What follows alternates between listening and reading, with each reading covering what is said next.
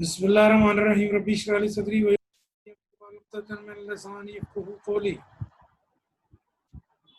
अल्लाहुम्मा सल्लि अला सय्यिदिना मुहम्मदिन नबिय्यिल उम्मी व अला सहबी बारिक वसल्लम। तमाम लोग ऑन बोर्ड हो जाएं और उसके बाद क्लास को अटेंड करें।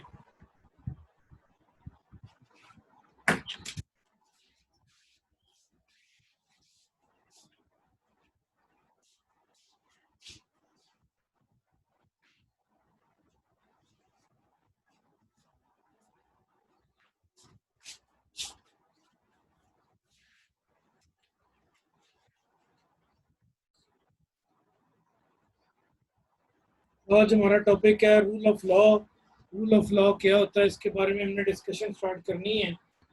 तो तमाम लोग जो है वो ऑन बोर्ड होने की कोशिश करें, जल्दी कीजिए।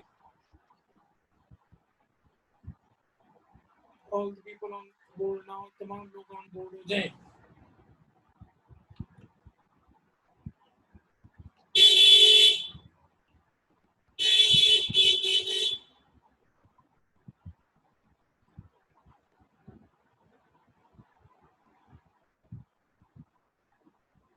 What is rule of law, what does it mean, इसका मतलब क्या है, इसके असूल ज़ाब्ते क्या है, इसको कैसे हम देखते हैं, ये आज हमारी सारी की सारी डिस्कशन है। रूल ऑफ लॉ क्या होता है, meaning of rule of law. बड़ी टर्म्स आपने सुनी है। रूल ऑफ लॉ क्या होता है जी, हमें रूल ऑफ लॉ फॉलो करना है। चीफ जस्टिस साहब भी कहते रहते हैं, पाकिस्तान बार काउंसिल भी कहती रहती है, और बहुत सारे लोग कहते रहते हैं। हमारे वज़ीर आज़म साहब भी कहते रहते हैं कि जनाब रूल ऑफ लॉ के मुताबिक बात होगी, रूल ऑफ लॉ को फॉलो करें। ये क्या चीज़ है, इसके बारे में आज हम डिस्कशन स्टार्ट करते हैं। Meaning of rule of law according to Black's law dictionary 9th edition, rule of law means supremacy of law as opposed to arbitrary powers।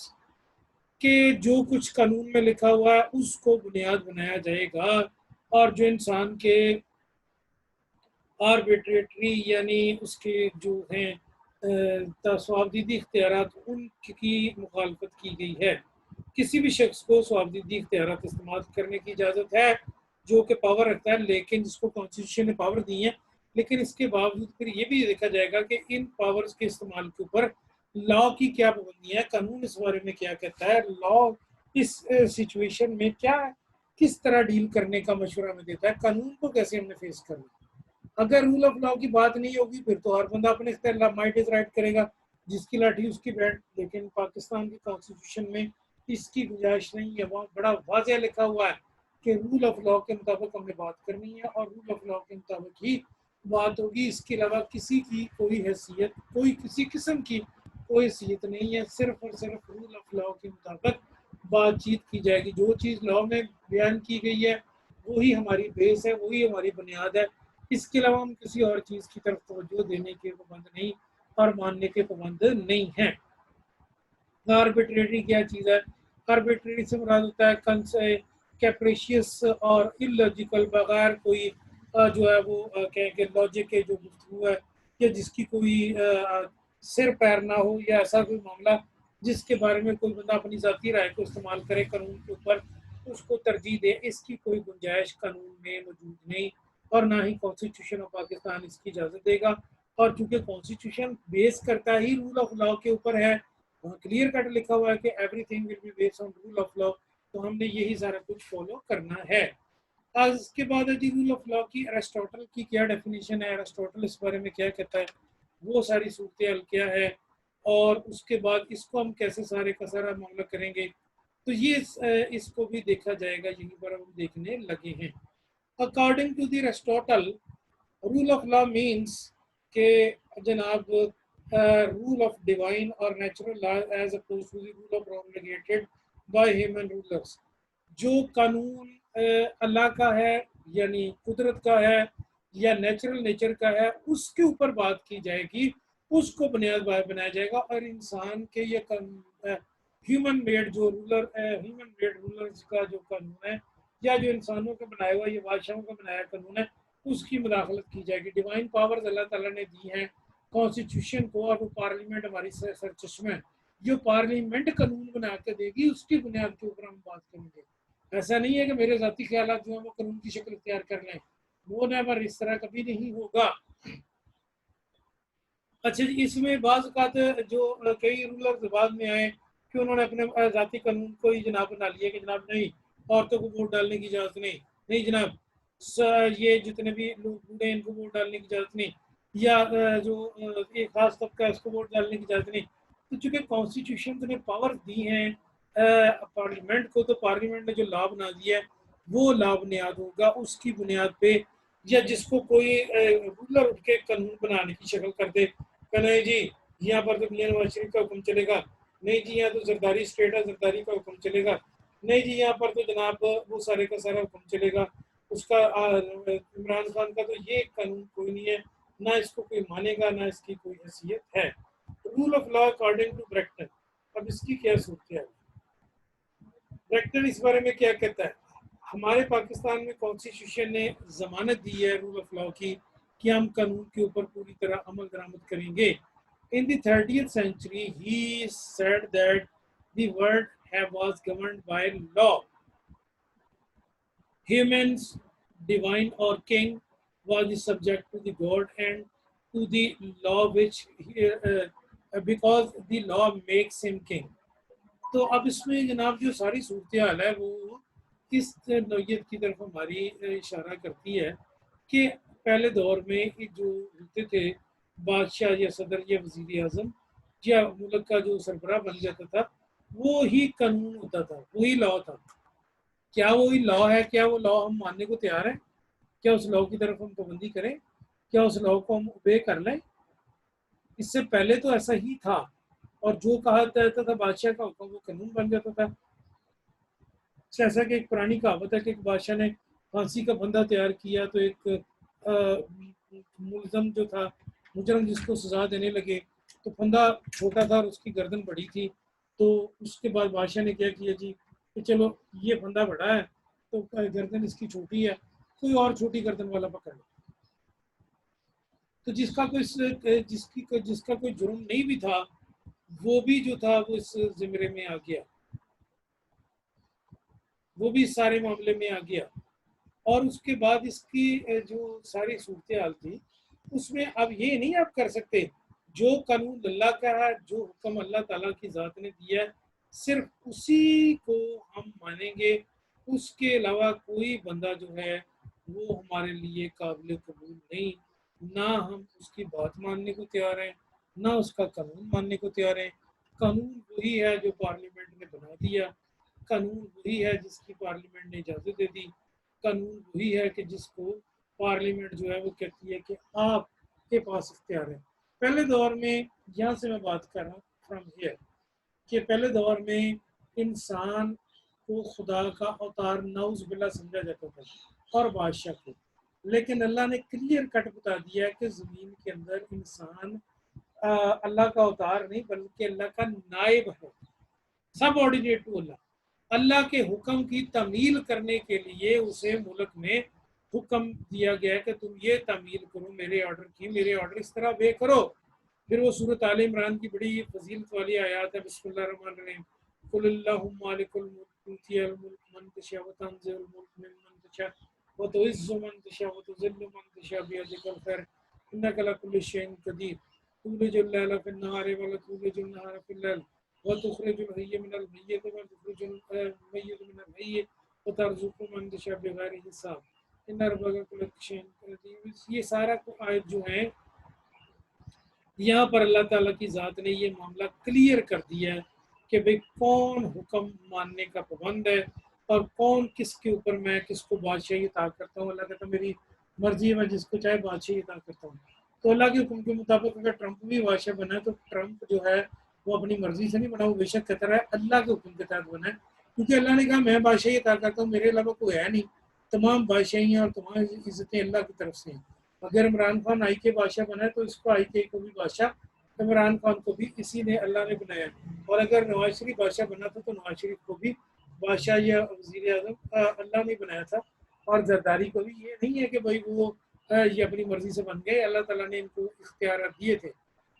It is also said that the, यहाँ से बात मैं इस वक्त कर रहा हूँ फ्रॉम हियर, यहाँ से मैं इस वक्त गुफ्तगू कर रहा हूँ। तो it is said that the rule of law means proclamations of arbitrary actions on the part of the rulers के इनके ऊपर पाबंदी लगाई जाए, इनको रोका जाए, इनको मना किया जाए, इनको अवॉइड किया जाए। इसको एप्रीक्लूड का मतलब है निकाल देना, एक्सक्लूड कर देना, एक्सक्लूड किया जाए इनको यहाँ से कि ये काम तुम ना करो। पुराने दौर में ये कर लेते थे, अब नहीं इस तरह की गुंजाइश है, अब पार्लियामेंट के ऑर्डर obey करने पड़ते हैं। Another sense in which the rule of law may be used in that all citizens are in parliamentary democracy to obey the law unless changed by the due process. The expression all citizens include common man, administrative agencies and judges. अब इसमें यहाँ पर एक बात clear की गई है कि कौन कौन पार्लियामेंट डेमोक्रेसी के मुतहत है, किस किसने मानना है। हर चीज पार्लियामेंट डेमोक्रेसी के मुतहत है। ये जो पार्लियामेंट्री डेमोक्रेसी है जिसके ऊपर मैं इस वक्त बात कर रहा हूँ, इसके अंदर हर बंदा मुतहत है, इसके अंदर हर बंदा इसका सबऑर्डिनेट है। मैं उठ गया जनाब, मैं जज हूं, मैं अपने कानून चलाऊंगा तो मैं नहीं चला सकता। कानून सिर्फ पार्लियामेंट का चलना है, जो पार्लियामेंट बयान करेगी कानून इसका चलना है, मेरा नहीं चल सकता। अगर मैं कहता हूँ जी मैं तो एजेंसीज का आदमी हूँ, या मैं तो डिप्टी कमिश्नर हूँ या कमिश्नर हूँ या आम आदमी, तो मेरा हुक्म चले, तो ऐसा नहीं चल सकता। अल्लाह ताला की ज़ात ने फरमाया कि इंसान मेरा नायब है और पार्लियामेंट उठ चुके पावर इख्तियारात का सारे का मंबा है। तो पार्लियामेंट के अंदर ये बात क्लियर कर दी गई है कि आम आदमी, नंबर 2 एडमिनिस्ट्रेटिव एजेंसी, काम करने वाले, इंतजामी काम करने वाले इदारे, और उसके बाद जजेस जो है वो सारे के सारे इसके मतहत हैं और इसी के हुक्म को मानने के पाबंद है। इसके ऊपर कोई और बंदा हुक्म नहीं दे सकता। अल्लाह पाक की ज़ात ने इन्हीं को हुक्म दिया है। पार्लियामेंट के मतहत है जज, चीफ जस्टिस पार्लियामेंट के मतहत, आर्मी चीफ पार्लियामेंट के मतहत, वजीर आजम पार्लियामेंट के मतहत, वजीर आला पार्लियामेंट के मतहत, गवर्नर पार्लियामेंट के मतहत, सदर पार्लियामेंट की सबऑर्डिनेशन में, एयर चीफ पार्लियामेंट के मतहत। उसके बाद जनाब जितने भी कमिश्नर, डीसी, मिनिस्टर्स और सारे के सारे ये पार्लियामेंट के मुतहत है। पार्लियामेंट के बगैर इनकी टगे की कोई सीयत कोई नहीं की। ये सारे के सारे पार्लियामेंट के अहकामात मानने के पाबंद हैं। अगर पार्लियामेंट इनके के कोई हुक्म दे रही है तो वो पार्लियामेंट को हुक्म वो सारे के सारे इन्हें मानने होंगे। अच्छा जी, इसके बाद है dicey, 3 different senses of law.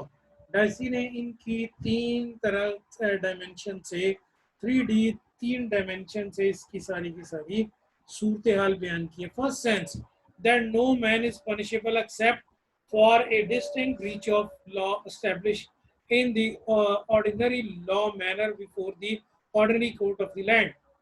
In this sense, rule of law is contrasted with the system of the government based on wide arbitrary of discretionary powers.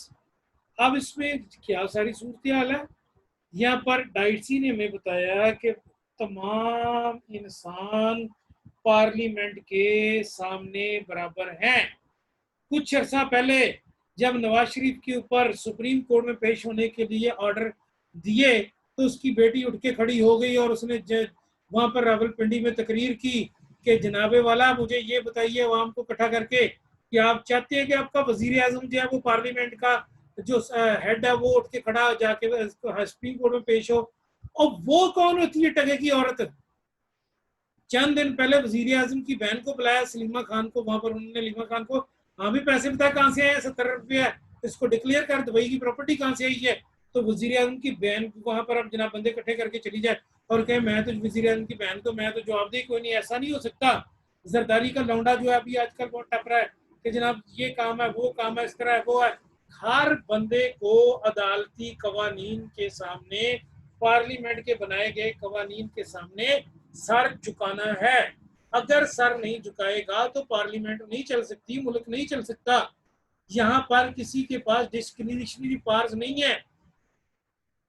जब इस इफ्तिखार चौधरी चीफ जस्टिस था तो उसने कहा जनाब के जरदारी के खिलाफ सुप्रीम कोर्ट, जरदारी के खिलाफ मुल्क का वजीर आजम खत लिखे कि जनाब ये जो है स्वीडन और नॉर्वे की गवर्नमेंट, ये हमारे सारे के सारा जो मामला है ये इसके अकाउंट वहां पर खोले, स्विस वो अकाउंट बैंक खोले जाएं। तो इसमें जनाब इसमें ये सूरत हाल नहीं है कि हम जनाब इसको ये देखें। जरदारी के हुक्म की जरदारी जो था मुल्क का सदर था, तो उस वक्त उसने कहा जी मैं सदर हूँ, मुझे एग्जाम्पशन हासिल है कि सदर मुल्क के हेड ऑफ द स्टेट के खिलाफ आप बैरून मुल्क की अदालत को मुकदमे के लिए नहीं कह सकते। तो एक शरारत के तहत, एक साजिश के तहत वो बना था प्रेसिडेंट। तो वाकई जिस मुल्क का हेड होगा, तो चीफ जस्टिस ने पाबंद किया कि आप लेटर लिखें। वजीर आजम गिलानी ने इनकार कर दिया, तो पनिशमेंट के तौर पे उसने वजीर आजम गिलानी को हटा दिया। उसने वजीर आजम गिलानी को 30 सेकंड की सजा दी गई।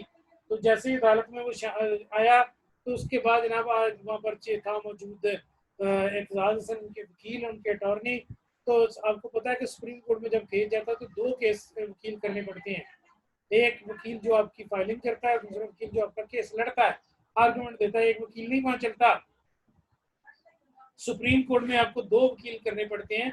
तो वहां पर क्या सारी सूरत बनी कि इसमें हमने ये चीज देखी कि यहाँ पर कोई भी बंदा जो है अपनी जाती इख्तियारात इस्तेमाल कर सकता।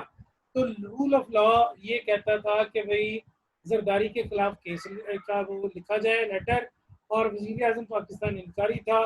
तो इसके इनकारी होने की सूरत में उन्होंने क्या किया जी, वजीर आजम को ओहदे से हटा दिया, वजीर आजम को ओहदे से बरतरफ कर दिया। वजीर आजम वजीर आजम को ओहदे से बरतरफ होना पड़ा।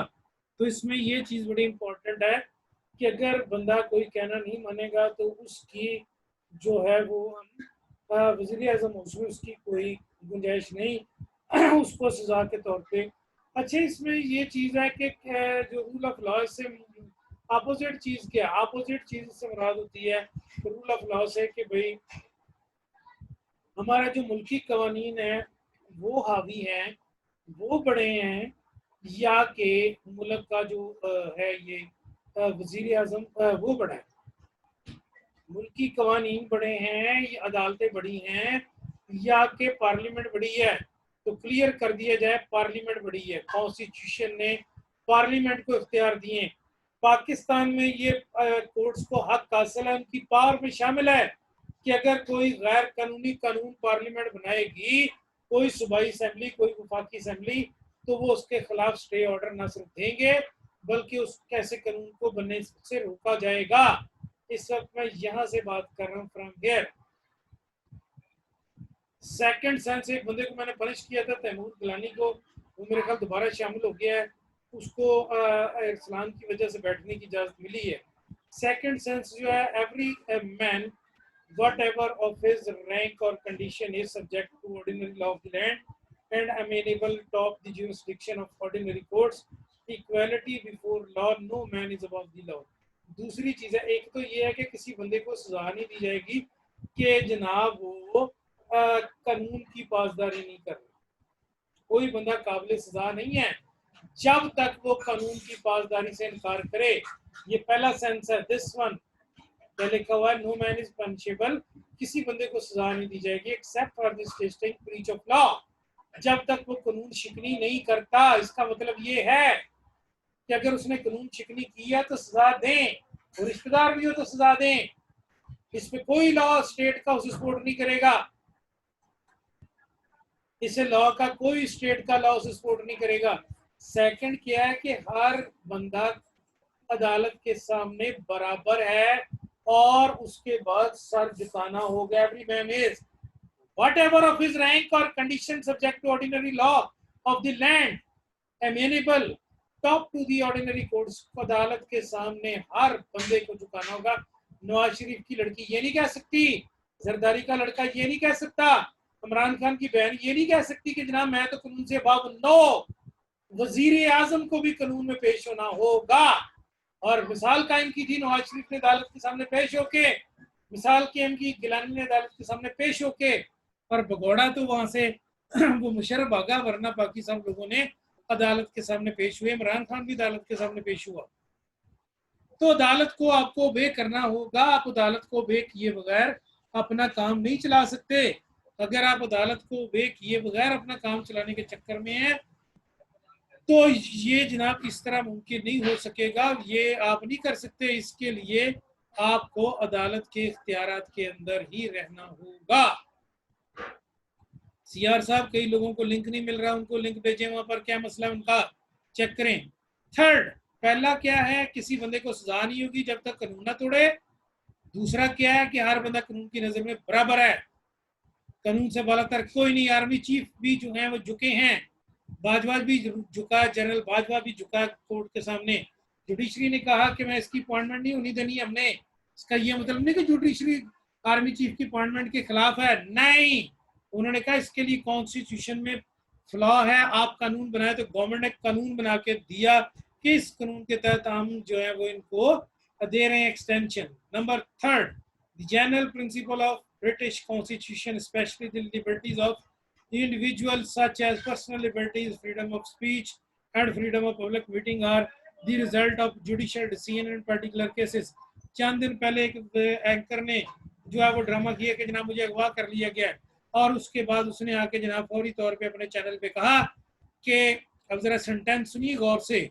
उस एंकर ने आके कहा जनाब कि मुझे अगवा किया है एजेंसियों ने और मुझे अगवा करके उन्होंने तशद्दुद का निशाना बनाया। अब तीन बातें उसकी जो है मैं आपके सामने शेयर करता हूँ, हम आदमी हंसना शुरू कर देगा आप भी। कि पहली बात उसने कही जी कि मेरे मुंह पर उन्होंने कस के टेप बांधी, मेरे मुंह पर उन्होंने कस के टेप बांधी और मैं उनसे पानी मांगता रहा। भाई जिस बंदे के मुंह पर टेप बंधी हो वो पानी मांग सकता है? जिस बंदे के मुंह पे जो टेप बांध दी तो वो पानी कैसे मांगेगा, उसका तो मुंह बंद है। उसने कहा जी पीछे से घुमा के मेरे मुंह के ऊपर टेप डाल दी एजेंसियों के बंदों ने, और उसके बाद जनाब वो सारे का सारा मेरे साथ ये करने लगे, मुझे मारने पीटने लगे। तो मैंने ना क्या किया, मैंने उनसे पानी मांगा। ओ भाई जब तेरा मुंह बंद है तो तू पानी कैसे मांग सकता है, किस कानून के तहत मांग सकता है? लोगों को बेवकूफ काहे बना रहा तू? नंबर 2 उसने बात की कि इन्होंने मुझे फतेह जंग के बाद से पास छोड़ा 2 दिन के बाद, और मेरा भाई इंतजार कर रहा था। तेरे भाई को खुखाब आया फिर फतेह जंग के पास से तुझे छोड़ना इन्होंने? पर तेरे भाई को कैसे पता चला भाई फतेह जंग के पास छोड़ना उन्होंने?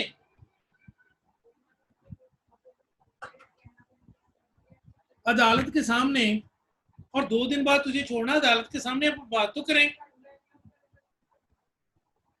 तो जनाब चंद दिन इसी तरह जिस वक्त वो ये नृत्य पढ़ने वाला साबरी जो है वो मर्डर हुआ उसका, तो 15 मिनट बाद ही, जस्ट 15 मिनट बाद जनाब वो फरूक सतार ने कहा कि 11 गोलियां 6 गोलियां उनको लगी हैं।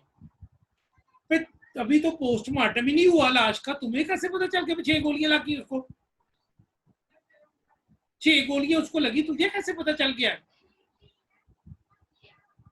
इसी तरह का एक वाक्य हुआ था जुल्फकार अली भुट्टो के दौर में। कौमी असेंबली का इलेक्शन आज था और 2 दिन बाद सूबाई असेंबली का इलेक्शन था। फर्ज किया आज 27 जुलाई है, तो 27 जुलाई को जनाब फर्ज किया कि इलेक्शन था इसका कौमी असेंबली का, और 29 तारीख को था सूबाई असेंबली का। जब वोटिंग पड़ गई, सारा कुछ हो गया, तो लाहौर नीला गुंबद के सामने किंग एडवर्ड मेडिकल के सामने बना हुआ था एक सेंटर वहां इलेक्शन का।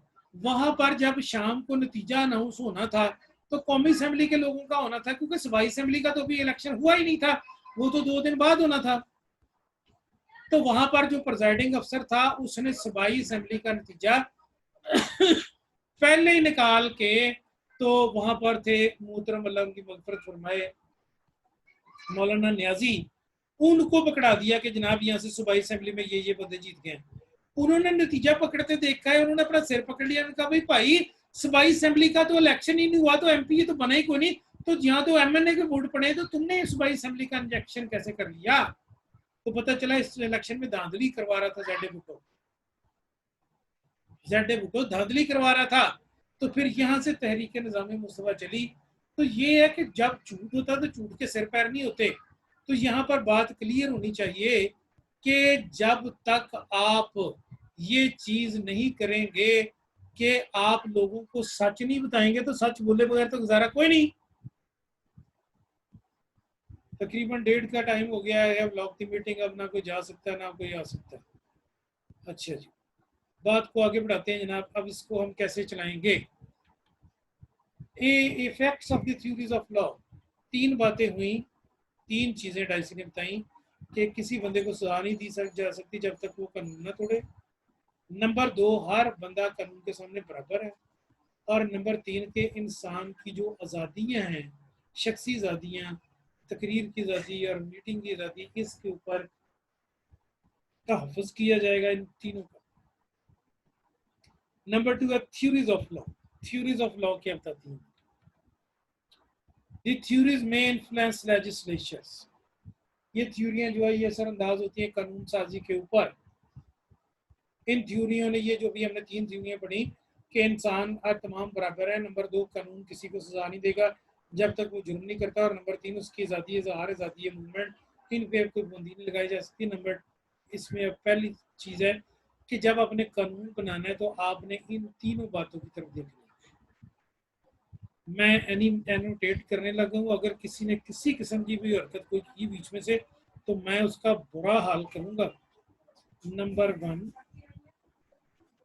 नंबर 2 और नंबर 3, इन तीनों चीज़ों को बुनियाद बनाकर जनाब आपने मद्देनज़र रखना है कि सज़ा जब भी नहीं देनी बगैर जुर्म के।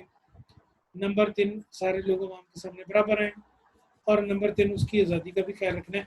इन तीनों चीज़ों ने असरअंदाज होना है। किसके ऊपर असरअंदाज होना है? इन तीनों चीज़ों ने असरअंदाज होना है कानून साजी के ऊपर। तो तीनों चीज़ें जो है वो कानून साजी के ऊपर असरअंदाज होंगी। तो इन तीनों को आपने अपने सामने रखना। 9 ही बंदे मौजूद हैं, बाकियों की हाजिरी नहीं लगनी, 8 हैं बल्कि, बाकी के अटेंडेंस को नहीं। अच्छा जी, इसके बाद दीज थ्योरीज में influence legislature. Number 2, these codes will interpret, यहाँ से बात करें, will interpret legislation keeping in view the theories of rule of law. For example, court presume parliament does not intend to restrict private rights. तो parliament ने पाबंदी लगा दी कि जनाब औरतें बाहर नहीं निकल सकती। कानून बना दिया कि औरतें मुल्क में घरों से बाहर नहीं आ सकती। तो ये पाबंदी काबिल कबूल नहीं। कॉन्स्टिट्यूशन औरतों को बाहर आने की इजाजत देता है। अभी गवर्नमेंट स्मार्ट लॉकडाउन लगा रही है 8 दिन का ईद के लिए। तो 8 दिन के स्मार्ट लॉकडाउन के लिए सुप्रीम कोर्ट में लोग गए कि जनाब इसको रोका जाए। तो सुप्रीम कोर्ट ने इजाजत दे दी कि प्लाजे खोले जाएं। चीफ जस्टिस ने गवर्नमेंट की केड़ में जनाब चीफ जस्टिस ऑफ पाकिस्तान ने इजाजत दी, नहीं जी प्लाजे खोलो। फिर आपने देखा कितनी दुनिया ईद के बाद मरी है। और इतना ज्यादा क्रिटिसिज्म तमाम सियासी जमातों ने चीफ जस्टिस पे किया कि चीफ जस्टिस को अपने ऑर्डर वापस लेने पड़ गए। तो आप ये नहीं कर सकते कि आप जनाब सिर्फ गवर्नमेंट की केड़ में या फलां बंदा हुक्मरान है तो उसकी केड़ में आप ऑर्डर जारी करी जाए। आप ये भी तो देखें जो लोग जिनके माँ बाप नहीं रहे, जिनके जनाब बुजुर्ग नहीं रहे, नानियां दादियां मासियां मामे बहुत हो गए सारे के सारे इस कोरोना की वजह से, तो वो तो एक दूसरे की शक्लें नहीं देख सके। जब भाई जी वो एक दूसरे की शक्लें नहीं देख सकते, जिम्मेदार कौन है? जिम्मेदार इजाजत देने वाली कोर्ट है। 12,000 रुपया सब लोगों को मिला हुआ था, उसमें 12,000 रुपया उन्होंने लिया और उसके बाद लेकर जनाब वो सब औरतें दौड़ पड़ी और जाके उन्होंने शॉपिंग करनी शुरू कर दी और वहां पर कोरोना फैल गया। वो मेरे पास एक तस्वीर मैंने आपसे भी पहले शेयर की थी कि कोरोना मौत के फरिश्ते की सूरत में देख रहा है, एक खाली जमीन के ऊपर निशान लगा रहा है कि यहाँ लोगों की कब्रें बनी हैं और लोग दौड़ दौड़ के शॉपिंग कर रहे हैं। तो भाई ये भी खत्म नहीं हुआ, ये भी खत्म नहीं हुआ है। इसकी तरफ तवज्जो दीजिए, इसकी तरफ अभी तवज्जो दीजिए। ये खत्म नहीं हुआ कोरोना भी। इस कोरोना की तरफ आपने तवज्जो देनी है, तब जाके ये काम होगा, अदरवाइज ये कंट्रोल आपसे नहीं हो सकेगा। इस कोरोना की तरफ तवज्जो देने के लिए कोई कोर्ट ऐसी ऑर्डर नहीं करेगी। Number 3, the rule of law may act as a rule of evidence in order to give rise to the presumption that everyone in prima facie से क्लियर है कि चेहरे के सामने इक्वल बिफोर द लॉ। हर शख्स शक्ल जब लेकर कानून के सामने आएगा तो हम ये नहीं कह सकते इसका बूथा ठीक नहीं है, मुजरम है। नो, जब तक कानून के पास कोई सबूत नहीं है आप किसी बंदे को मुजरम नहीं कह सकते। आप किसी बंदे को मुजरम गर्दान नहीं सकते। तो अगर आपने किसी को सजा देनी है, किसी को पनिश करना है, तो उसके लिए ज़रूरी होगा कि जनाब वो सारे बंदे जो हैं वो इसमें ये चीज़ इनकी तरफ तवज्जो दी जानी चाहिए कि ये सारे लोग जो हैं ये फिर हमारे लिए होंगे। इसके बाद क्या कहता है जी डाइसी। डाइसी ने हमें रूल्स के बारे में, थोड़ा सा टाइम बाकी है, 10 मिनट, तो मैं इसको वाइंड अप करने की कोशिश कर रहा हूँ। डाइसी ने यहाँ पर क्या बताया, डाइसी में बताता है concept of rule of law has its advantages and disadvantages. Although complete absence of discretionary powers or absence of inequality are not possible in administrative age, yet the concept of law has been used to spell out many propositions and deductions to restrain an untrue increase in administrative law and to create control over it. So the rule of law has given philosophy to curb the government's power and to keep it within bounds. और उसके बाद it is provided touchstone to the judge and test administrative law prevailing in the country at a given time. Traditionally, the rule of law denotes absence of arbitrary powers, and therefore one cannot denote increase of arbitrary or discretionary powers. मकसद क्या है? क्या सारे इख्तियार judiciary को दे दें? मैंने अब कमिश्नर का तबादला करना है तो जुडिशरी से पूछूं, या मैंने नवा आईजी पंजाब लगाना है या आईजी सिंध लगाना है तो वज़ीर आज़म के जुडिशरी से पूछें? तो इसका मतलब है कि ये तो मुमकिन नहीं कि हर चीज़ जो है आप जो है वो डिस्क्रिशनरी पावर्स खत्म कर दें। जिसमें अभी अपने चंद दिन पहले केस हुआ कि जनाब उस वक्त साबिक चीफ जस्टिस थे खोसा साहब, इन्होंने लगाया इसको जो है ये, अब इनका एमएनए नहीं बन सका, ये सिंगर भी था, डांसर भी था, क्या उसका अबरार लाख को क्रीसेंट रेड क्रीसेंट का चेयरमैन, तो जनाब चीफ जस्टिस ने कहा आप नहीं लगा सकते। तो वज़ीर आज़म ने वहाँ पर जनाब जवाब प्ली दी कि जी ये मेरे सौदीदी इख्तियारात है, मैं जिसको मर्जी लगा लूँ। नवाज शरीफ के दौर में भी तो बड़ा खोते के मुंह वाला जो था अताउल कासमी, वो भी तो वहाँ पर चीफ चेयरमैन लगा ही रहा था पीटीवी को, उसका कौन सा तजर्बा था, कौन सा इंजीनियर था वो, उस पर तो आपने कोई एक्शन नहीं लिया। तो फिर कोर्ट ने ये स्टे विड्रॉ किया और इजाज़त दे दी। रूल ऑफ लॉ का फ़ायदा क्या है कि गवर्नमेंट इतनी अच्छी नहीं होती, उनको इंतकामी कार्रवाइयाँ तो बहरहाल करनी ही होती हैं, हर तरह का मिनिस्टर कैबिनेट में बैठा होता है। तो एडमिनिस्ट्रेटिव कंट्रोल के साथ साथ जुडिशियल कंट्रोल भी ज़रूरी है। अगर सिर्फ एडमिनिस्ट्रेटिव कंट्रोल की बात करेंगे तो फिर जो है वो इनके पास बेइंतहा इख्तियारात आ जाएंगे। आपने देखा कि राना सनाउल्लाह साहब जो थे वो पूरे पंजाब के इंचार्ज थे, वज़ीर आला को पूछते नहीं थे कि क्या करना क्या नहीं करना, और कोई भी बंदा उनके सामने बोलता नहीं था। उसके बाद इस तरह के इख्तियारात के ऊपर जुडिशरी कंट्रोल करती है। Rule of law substance supremacy of courts, hence the courts have power to control administrative action through judicial review. The judicial control of administration action is the focus point of administrative law. The cardinal principle of administrative law is that the executive must rule under the law and not by its own decree of late. तो अगर आपने हुकूमत चलानी है तो भाई अपने इख्तियारात का जायज़ इस्तेमाल करें, बिला वजह जो अपने इख्तियार से बाहर निकल के अन्नी ना पा दें। यहाँ से बात करें, यहाँ executive is deemed not to have any inherent powers but all the power flow from law. अब ज़ाहिर है किसी ओहदे के पास तो कोई इख्तियार नहीं होता, सारे इख्तियार उसे कानून देता है, तो इनको देखना पड़ेगा, कानून के साथ साथ ही चलना पड़ेगा। नेगेटिव साइड क्या है? नेगेटिव साइड जो है ये इसके ऊपर वाइट रिपोर्ट 1971 की, वो कहते हैं जी कि इस पे बहुत सारे लोगों ने ना जैसे यूके है, न्यूजीलैंड है, यूएसए है और उसके बाद ऑस्ट्रेलिया वगैरह, उन्होंने उससे पीछा चढ़ा दिया हुआ है कि आप जनाब एडमिनिस्ट्रेटिव ट्रिब्यूनल जो हैं उनके अंदर इंतजामी एक्शन देखे जाएंगे, बाकी आप इसकी कानून साजी में मुदाखलत नहीं कर सकते। So it is aptly clear that mere judicial review cannot provide an effective mechanism to control the actions of the administration. Therefore, some other mechanism should be incorporated. अभी रिसेंटली सुप्रीम कोर्ट ने बहुत सख्त comments दिए हैं कि ये नैब क्या कर रहा है, नैब फलां कर रहा है, टमकां कर रहा है। तो चीफ जस्टिस ने अपने दायरा इख्तियार से तजावज़ किया लगता है। कि चीफ जस्टिस जो है वो नैब के इख्तियारात में मुदाखलत कर रहे हैं। क्या ऐसा है आप लोगों को लगता है? चीफ जस्टिस साहब जब रिमार्क्स देती हैं तो इसका ये मतलब नहीं है कि चीफ जस्टिस साहब जो उस अदारे के खिलाफ हैं वो उसकी खामियों की निशानदेही करते हैं कि भाई इसको करेक्ट कर। तो उसके नेक्स्ट डे, चूंकि चेयरमैन भी चीफ जस्टिस ही रहे हैं पाकिस्तान के, तो वो चेयरमैन जो थे इस नैब के, तो उन्होंने बड़ा क्लियर कहा, जनाब हमारे पास हम जिम्मेदार नहीं है डिले के।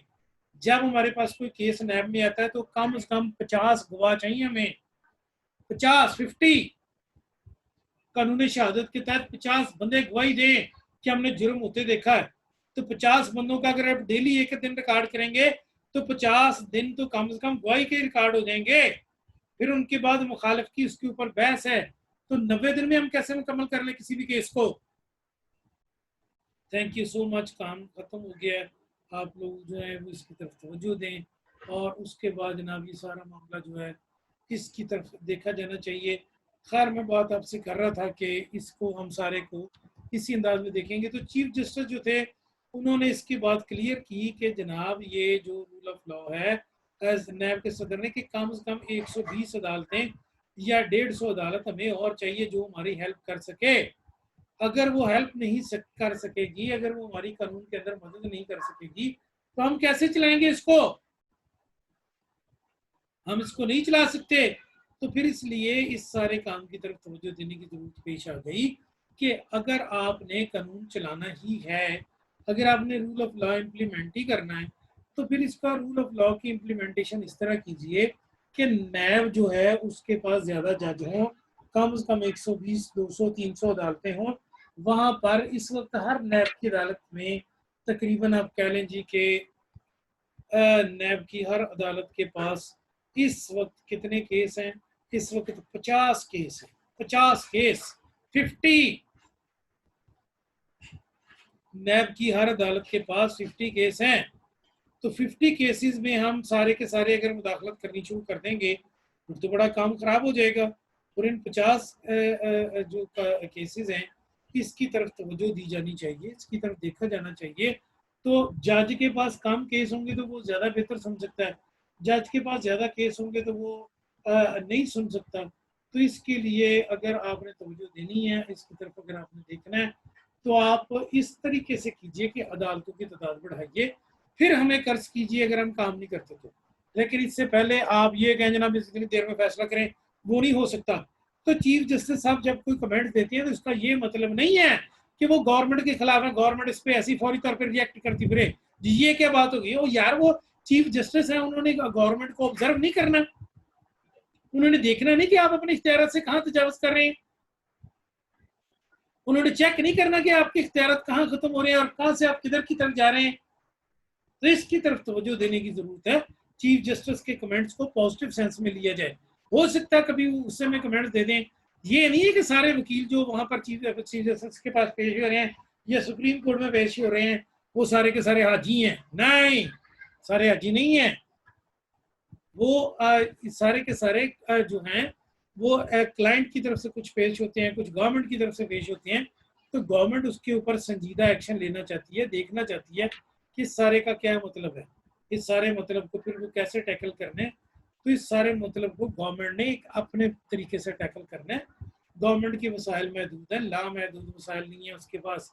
उन महदूद वसाइल में रहते हुए गवर्नमेंट ने रिएक्ट भी करना है, गवर्नमेंट ने काम भी करना है, गवर्नमेंट ने देखना भी है, गवर्नमेंट ने सारा मामला तय करना है कि जनाब हम कैसे इसको चलाएं, कैसे इसको रोकें, क्या बेहतरी इसके अंदर आ सकती है। तो रूल ऑफ लॉ 3 चीज़ों को बेस करता है।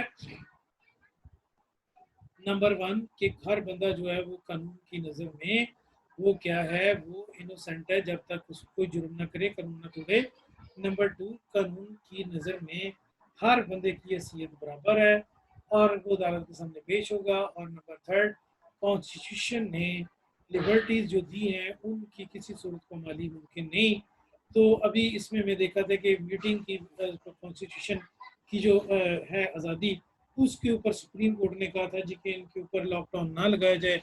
फिर सुप्रीम कोर्ट के ऑर्डर नेगेटिव हुए, लोग मार्केटों में रश हुआ, वहाँ पर डेथ्स हुई, बहुत सारे हमारे प्यारे हमसे जुदा हो गए, किसी का वहाँ चला गया, किसी का बाप चला गया, किसी का जो था बहनोई चला गया, किसी का जनाब कोई साला चला गया, कोई भणवैया चला गया, कोई फूफी चली गई, ताए, चाचे, दादे, दादियाँ, माइयाँ, बाबे फौत हो गए। तो गवर्नमेंट ने फिर इसके ऊपर सुप्रीम कोर्ट में एक सुप्रीम कोर्ट का एहसास हुआ कि ये जो हम काम कर रहे हैं इसके लिए ये वैलिड नहीं। जितनी भी कॉन्स्टिट्यूशन की थ्योरीज़ हैं वो उसके वह होंगी, इसके मुताबिक ही कानून साज़ी की जाएगी। क्या इसका कोई फ़ायदा है? जी हाँ, इसका बहुत ज़्यादा फ़ायदा है। क्या इसका कोई नुकसान है? जी हाँ, कानून साज़ी में रुकावट डालता है। तो हमने इसके दरमियान का कोई मैकेनिज़्म निकालना है जो सारे का सारा काम करेगा। Thank you so much. और उसके बाद मेरे व्हाट्सएप पे सब लोग आए, मैं वहाँ पर बातचीत करना चाहता हूँ। आपका शुक्रिया, थैंक यू।